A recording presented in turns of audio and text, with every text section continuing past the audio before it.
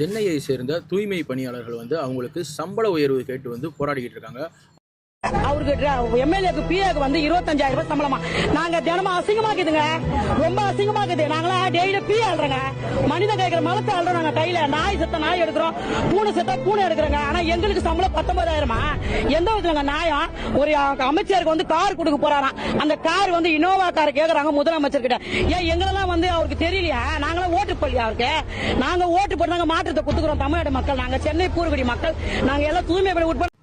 கடந்த ஆட்சி காலத்தில் பனையூருக்கு கூப்பிட்டு எங்கள் கோரிக்கைகள்லாம் கேட்டார் முதலமைச்சர். ஆனால் இப்போ வரையும் அதை எதுவுமே நிறைவேற்றி தரலன்னு அந்த மக்களோட புகாராக இருக்குது.